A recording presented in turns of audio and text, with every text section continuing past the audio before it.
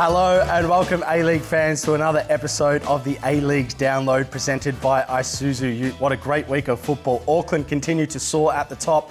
Tom Lawrence has the Perth Glory fans purring and the Golden Boot race is heating up across the A-League. I am your host, Jake Barker-Daish, and accompanying me today, Melbourne Victory champion Rashid Mahazi, who's also been known to play guitar solos on Korean News. And 54 Socceroos caps to the man over there, Archie Thompson, who, if you ask him to be in your music clips, he may turn up as a backup dancer. We've been yeah? You have? Yeah, have I? Yeah, one of the producers at Yes, I did too, yeah. I'm sure you using a cowboy hat doing some dancing. Yeah, that was cool. Cool. How are we, guys?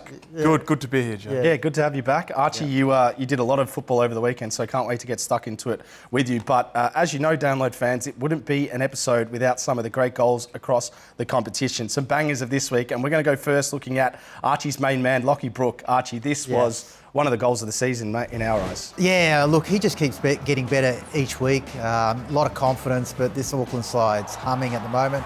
What you didn't see was a beautiful ball down the line from a Sakai, who is back from injury. But this, we've been seeing a lot of this where he just cuts on his left foot.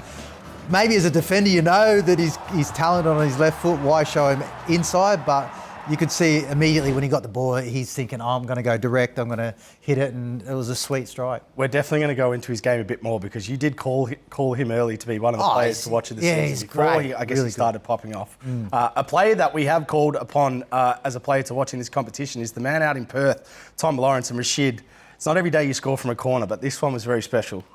No, and we were looking at it. We were looking back there in the green room at this goal, and we were kind of thinking, does he mean it? Does he not? I reckon he does because he almost starts to celebrate as soon as it's in the flight of the air. So at post kick, he's turning around, is what you're saying. Yeah. And mate, you said at the start of the season that he was going to be a good player, and I didn't notice it early on, but he's starting to tick, so it's good. And look, Redmayne, we're not going to name any names. Chris Gospel said that, he maybe had the cement boots on. Yeah. But that's a true story as well, by the way. Sorry, it's not Chris, every day you do beat a legendary goalkeeper from a corner. So well done to Tom Lawrence on that one. It's a bit of a wholesome moment out at Perth post game as well. I think Adam Griffiths might have been in a good mood, but there was some children in the press conference room, and this was a very, as I said, a wholesome moment. Let's have a look at it.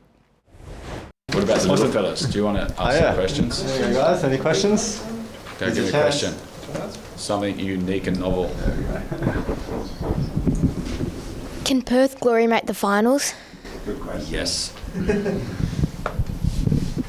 Go, give me another one.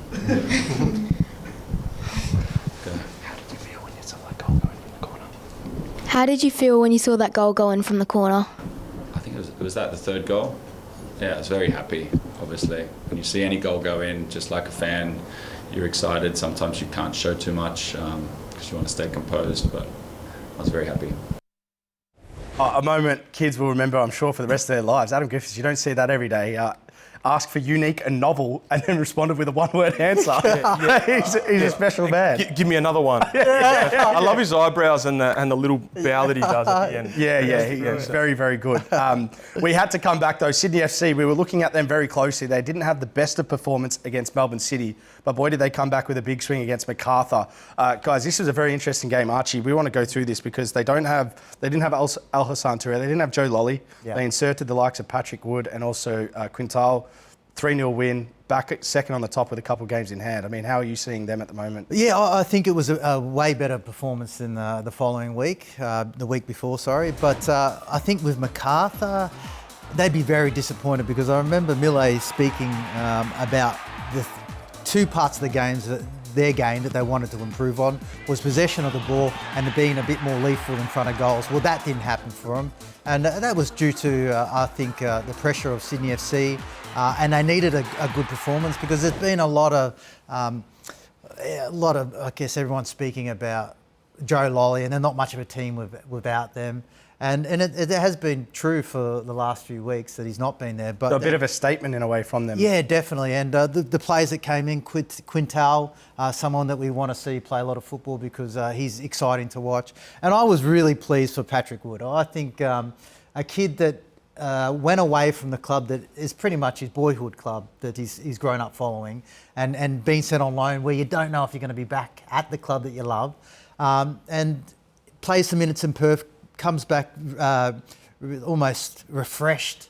And I actually asked the question to Ufuk Talay after the game, like what's been the progression of Patrick Wood this year than last, was that, okay, you've got a taste of what Sydney FC is like, you've gone away, you've got it good here, so when you come back, work even harder. But I don't think that's been the case for Patrick Wood. I think it's just game time and having that confidence. And you see when he scores, he's delighted. So I'm buzzing for him. Yeah, you've got to give him credit. He's been ready at the go. He's been scoring off the bench, as Thomas. Thomas is a big fan of him as well when he's been on the show.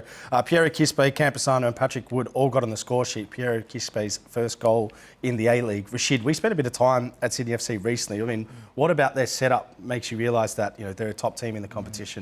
Well, obviously they've had a lot of success over the years and they know how to win games. But now I think this little period without Lolly, obviously a little bit of a lull, but now they're able to play without him and win games and be dominant. I think the league needs to watch out now because some other scorers, they're dynamic, they've got a lot of depth. And a good balance between old and young, so they're going to be hard to beat. Very much so. Macarthur, on the other hand, they were a bit of a form team. Yeah. They've got Duke coming. Are we giving them a bit of a mulligan on this one, or 37 degree I didn't heat? know what that word meant before I came on, but I'll give them a mulligan. That's a golf term. Yeah, it's a golf term for Archie. Yeah, don't worry, we'll get you on the It's a bit of a free swing for those at home that don't know what that means. But yeah, what do you think, Arch? Look, I think we give him a pass in this one, but I think when Millet says that these are the things that they need to work on and they don't, that's concerning because you don't want that to keep escalating. But they're very heavy in attack, so I think with Mitch coming back will be fantastic for him. I thought that having Liam Rose, Caceres and Bratton in the middle of the park would have helped them with possession and they go forward and be clinical in the 18-yard box, but they weren't because I thought that the midfield of Sydney FC with Ocon and Yuli were superb. I think the young legs were really helping. And just on that, they lack a bit of mobility, you think? With Macarthur. I think so when you look at the dynamics of those two, Yuli and Ocon Jr. And two, like it was stifling heat. 37 So, through the game. Yeah. So I can understand that, and being like older boys in the midfield, maybe that heat and a lot of football. When you've got two dynamic young boys in the midfield, it's hard to combat, but they need to fix those little things, like just little simple passes giving away that they don't need to.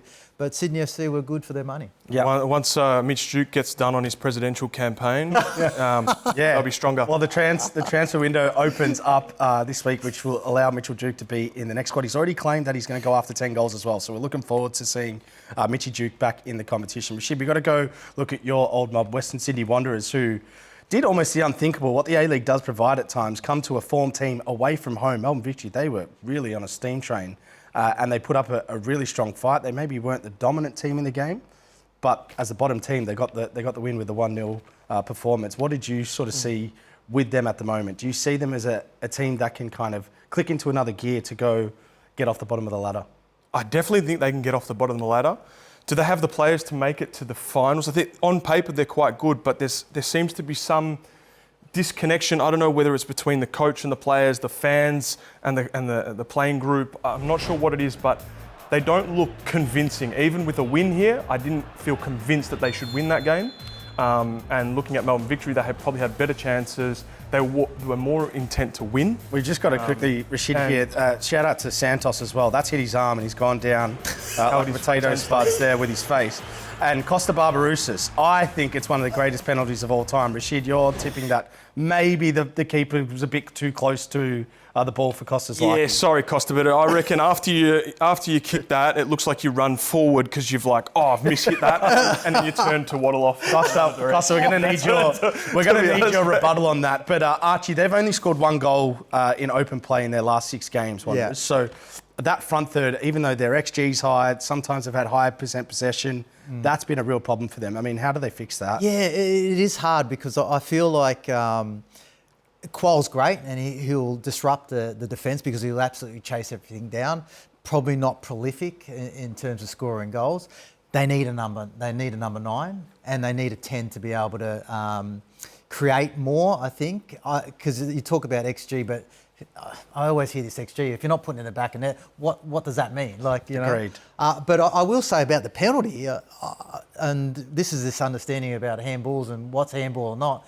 I mean, I can understand why Canis was a bit dirty about the guy at the young boy at City, Mementi, when he's turned and hit him. Yeah. Pretty much the same, and that's kind of similar penalty, and it's given. I don't understand that. Yeah. But yeah, like you said, Victory are probably better. Yeah. To get a result. I mean, it's very similar to the Panterzopoulos one in the Sydney Derby. Late reaction with his hands up and they don't give it. Yeah, I know. It's bizarre. But sometimes they do get given. Just on Melbourne Victory, Rashid, we know they've been in a run of form. One Mata was flying.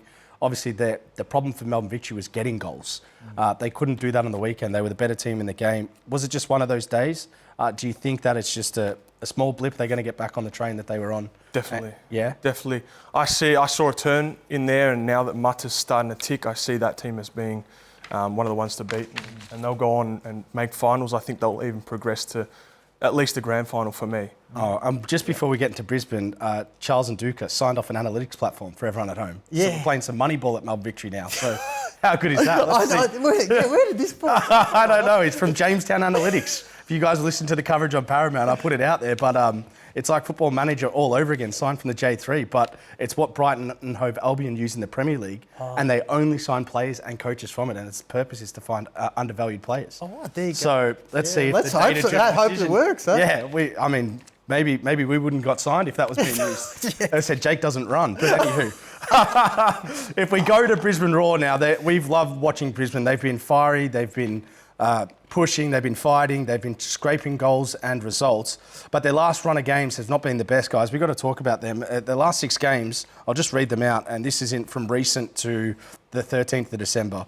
2-0 loss to Auckland on the weekend, 1-0 loss to Melbourne City, 3-0 loss to Wellington, which was at home. Central Coast, they beat 2-1. Macarthur, they lost 2-1, and 0-0 against Western Sydney. Goals have been a problem for them.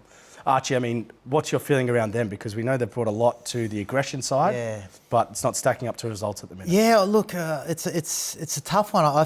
I put it down to a lot of games in a short amount of time, and I think the team looks tired because they're a team that is like they high energy, closing down, up in people's faces, fights galore, UFC bouts, And the thing is that that can take its toll, and if you're not winning as well, I think you become a bit tired. So I can maybe a good rest, a good week between games might help this team, but it's a hard one. It's a hard one to pick. Like I said, with this competition.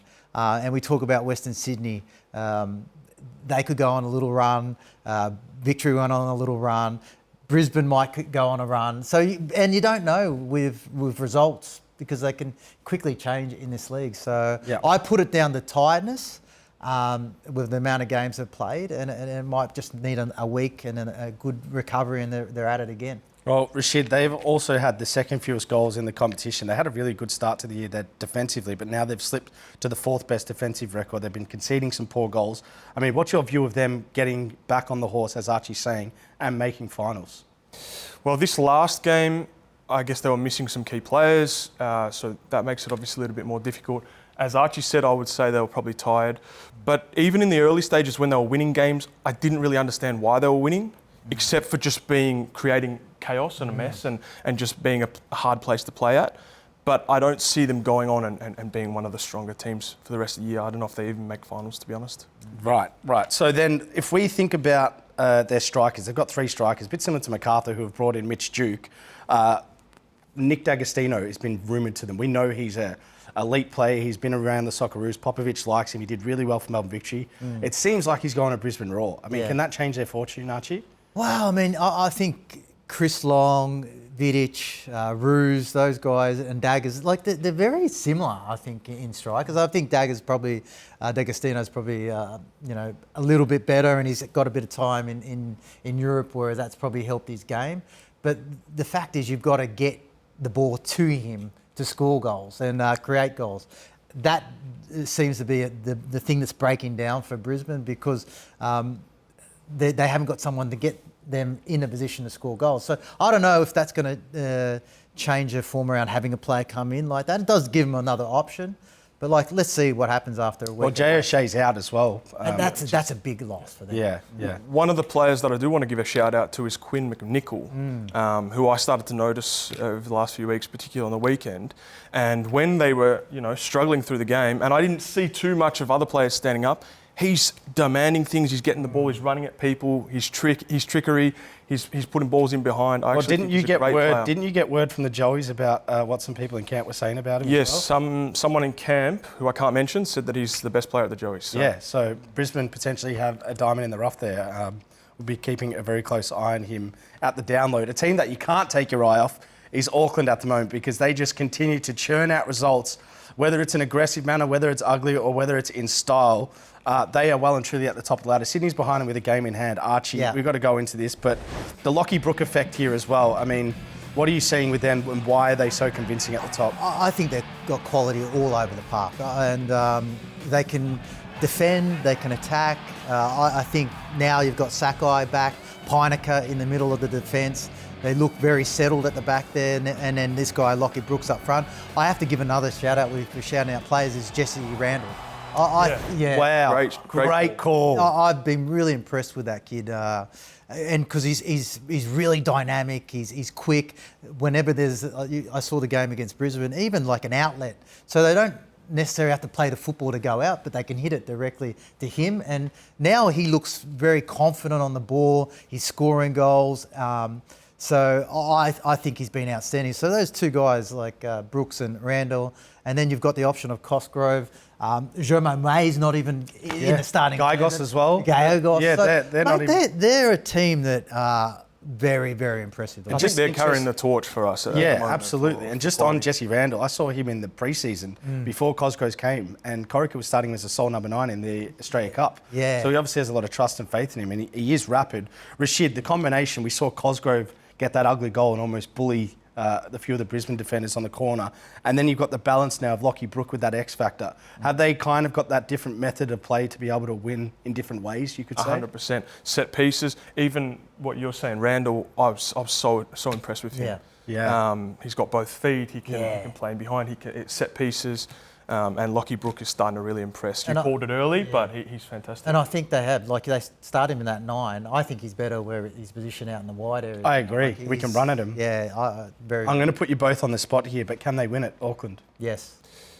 Definitely the Premiership, Definitely the league. I think they'll run away with it. In terms of finals, don't know. They struggled last year, but let's see. Remains to be seen. Yeah. All right. Well, one of our favourite teams here at the Download, because we've been saying they are box office. The box office jets, our producers have actually termed them. But Newcastle, as we were saying back stage, Rashid, that it was almost the last time you were here, they were probably last. Now they've moved up to 4th. They're filled with young talent. We watched them a bit through the Australia Cup where they were sort of moulding under Mark Milligan. We'll go through some stats in a second, but just how impressive the fight from such a bunch of young boys to get back up in the ladder. Yeah, and credit to Mark Milligan for what he's done with that team. Obviously winning something at the start of the year with the Australia Cup, and they're exciting to watch. They're exciting to watch. Eli Adams, fantastic footballer, Lockie Rose. Yeah. They're dynamic. The way they attack is just so... It's an attractive way of playing football. They've got the travelling fans, the small group of travelling fans that's some of the best in the country. Yeah. So I love Newcastle Jets. I hope they do well for the rest of the year. And this man, Lockie Rose, he's been impressive. We're going to go into what he's been doing across the competition, but 4 of their 6 wins have come away from home, 3 in New Zealand and 1 versus the champions. And no one in the league has more away wins than Newcastle this year. Sydney and Auckland are level with 4. Yeah. Archie, that's pretty impressive, the away form. Yeah, and it's 4 in a row, and they've done 2 in Auckland. I mean, that's unheard of. It's unheard of. That's tough, man. That's a tough place to go. But I think that game against City, we're used to seeing them playing really a beautiful attacking side of football, and then you might see them a bit vulnerable in defence, where they've score goals, but they've conceded just as many.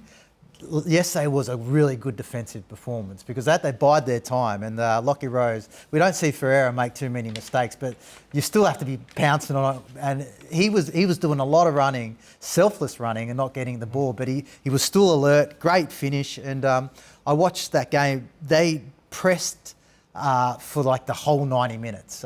It's easy for a team to drop off when you're trying to defend a 1-0 lead, but they were still up in the faces of City, and I thought it was a really complete performance without playing the super attractive football for that whole 90 minutes that we're used to seeing.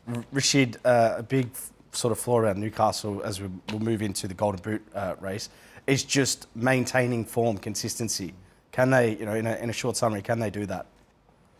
I mean, I think they're up and down. They're up and down, and like Archie was saying, they were leaking goals for a period there. But I think they're starting to find their feet, so they'll probably be a bit more consistent to the back end of the season, yeah. Well said. All right, let's just go into the Golden Boot leaderboard because this has been the talk of the town. No one's really taken it by the scruff of the neck and run away with it, which we're used to probably seeing at this time of the season. Lachie Rose has now moved to the top with 6 goals, and these are all the players that are sitting on 5 goals. Lachie Brook, Max Caputo, Sam Cosgrove, Ifeanyi Eze, Tom Lawrence, Harrison Sawyer, and Nikos Fergos. Archie, I mean, interesting. Well, not much we can really read into that, but who out of those do you like from what they've been doing this year? I like all of them, to be honest. But if you're going to pick one to win, man, I don't know. Yeah. it's hard. Do you know who I'm going to go with? And this is a little bit left field, but I'm going to go with Cosgrove. Yeah. Just because they look for him every time. Yeah. Like Lachie Brook and also De Vries on the left. They're always whipping those balls in. Yeah. He seems to score ugly at times. Yeah, So I'm tipping that he might be a chance to get the chocolates. I would say the same purely because Auckland are the most consistent team out of the teams that are in there. Yeah. So than anything. Well, Arch, we'll go to you. Who's a smoky? Who's one that, maybe they're not on top of the ladder, but like a Cosgrove, but who do you think's got the ability to win the Golden Boot? All of these guys do, really. But Well, there was someone that mentioned, I can't remember which reporter, about Mitch Duke coming in. Vince Vigari. Vince Vigari, right? So there's only 5 goals in it. He's coming in like midway through a season, and I think the way that he scores his goals, how he's always really running the line and gets good chances. I think maybe he's a good shout. I tell you what, I wasn't predicting Archie to pick someone who hasn't played a minute yet to win the Golden Boot here.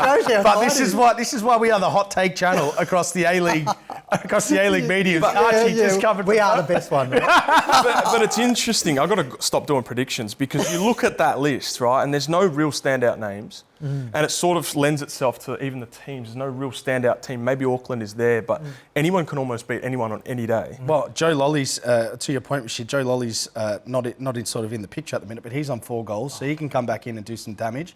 It's a very even competition, is what you're saying. Western Sydney can beat Melbourne Victory, Newcastle can come from last and go to 4th, and it's reflective in the Golden Boot races. So you're confirming Sam Cosgrove, that's your go? I'd say so, yeah. And Archie's going Mitch Duke.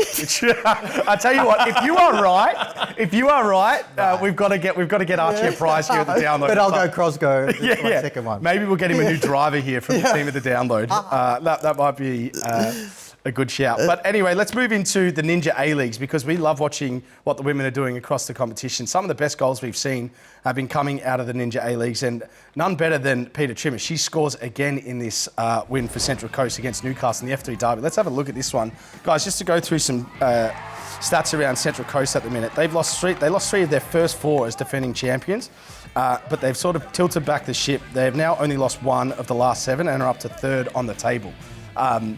Very impressive. We saw them come last year and beat a Melbourne City team, very dominant. Arch, I mean, they obviously are building a good culture down there at the Mariners. Well, yeah, they are, and they did start a little slow, but I think if you think of Adelaide United back in that era when they lost the first 8 games and then they went on this unbelievable run and they won the grand final, it's similar to that. But I think when you've got build a winning culture within a club. I mean, it's sometimes easy to fall out, but then bring it back very quickly, and I think they've done that. And how good is it for the Mariners organisation, Rashid, that they've got the women's team doing so well? The men's team at times suffering, but the women's team's holding it together, reigning champions, and now they're fighting back on the ladder. It's great for the club. I was just about to say that. The men's some struggling situations at the moment on the park, off the park, but good to see that the women are doing well.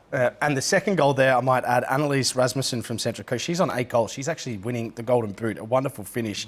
Very similar to Archie, you said, Rihanna Policina's a few weeks ago that we showed. Holly McNamara is from Melbourne City, is on 7. She has been electric. I've seen her demolish team. She got a hat-trick the other week. Rihanna Policina, who left City to go to Melbourne Victory, is on 5 goals. And also Kennedy White, the number 9 at Melbourne Victory, on 5 goals as well. So we'll keep an eye out on some more performances across the Ninja competition.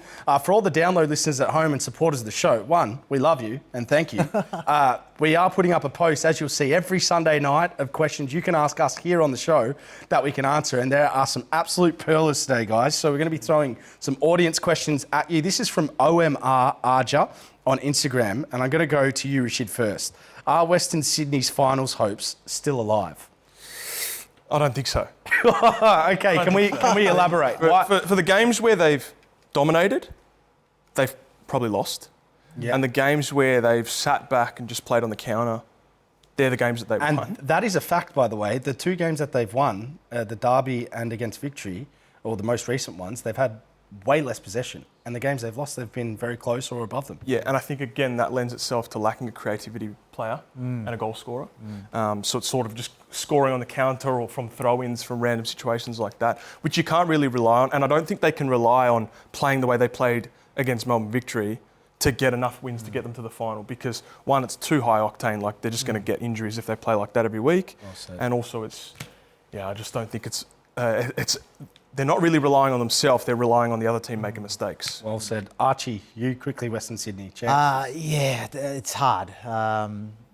I like what he said. Yeah. Was good. Hey, what he said. What he said. Well, let's move on, because it was a very good answer. Jackson Phillips on Facebook. Well, we're going to Facebook too. Everyone around Meta will be there. People still use Facebook? Yeah, I guess so. I know I'm linked to it, but you're on the golf course too much. Yeah. Archie, this one's for you. This one I'll go to you. Do you think Adelaide, as I said, this is from Jackson Phillips on Facebook, do you think Adelaide will have a chance to make finals after their players return from the under-23 AFC Cup? Yes. Yeah, really? I think so, yeah, because look, the players that have gone, you can see already how much of an effect it has on the squad and their football. So I think the likes of Alagic and DeCooley, those players coming back is important. Jovanovic, the other one, who you're a big fan of. Yeah, this year especially. So I think they'll, if they can hang on in this period of missing those players, I'm sure when they come back they'll hit the ground running. Rashid, your thoughts around the Adelaide situation? I know you're a big fan of Kikianis, who's been one of the players that's kind of been forced to stay, so Adelaide don't lose too many players. But Alagic, DeCooley, Jovanovic, big losses. It's a lot to catch up on. Yeah, I was very impressed with Adelaide at the start of the season, so I think they can do it. We already seen Newcastle jump in there. I think Adelaide is the other team that can do that. Yeah. Well said. Here we go. This is from Oat Scanos 7 on Insta. The names just keep getting stranger, and we love it here at the download. Just keep testing me. But Archie, this one's directly for you, and I had to prompt you about this in the green room because making you think on the spot. This might have been a tough one because you played against some great opponents. But who is Archie's hardest opponent? Okay, dim the lights, play the soft music. It's me. That is my hardest opponent. Myself! Me, myself and I. On a spiritual level. On a spiritual level. It's myself. Oh, that's deep. And I'm winning that battle at the moment. Yeah. I'm winning it. Hey, well done. It's taken me 47 years, but I reckon I've got a grip of it. No, there's a lot of good ones, but I think I go back to the old school. I thought Craig Moore was someone that was tough when he was playing in the A-League to go up against, because he's so smart, he reads the game well, but he can get in your ear. And he used to call me like Archie fat. Like, look, Archie put on a few kilos. On the ground? Yeah, on the ground. And then all of a sudden you start to feel a little bit heavy. No body shaming, by the way. Look, he was always tough. Sash Oglanowski was someone you were always scared of. Great player. Yeah, when you hear someone like a bull breathing down your neck. Yeah. And, freeze up. Oh, man. He won Player of the Year in Asia. Yeah, he did. he had Korea. Yeah, very good career. Fantastic. And I've actually got, I think it was I've got 3 stitches after a game. Metal rod. Yeah, he almost because Because of him. Well, we played a charity match a year ago, and he almost took out Carl Valeri in the first 5 minutes, might I add, as well. So, Rashid, just quickly. That wasn't even on the field. Yeah, well, Rashid, just quickly, your hardest opponent from an A-League context.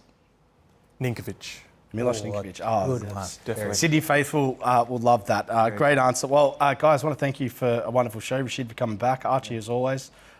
Great weekend of football. What about the hot chocolate on this afternoon? Yeah. Sublime, sublime combination. This is good. Well, for everyone at home, we appreciate your support. As we said, every Sunday there will be a segment for you guys to ask us. That's all from us here at the A-Leagues Download, presented by Isuzu. See you next week.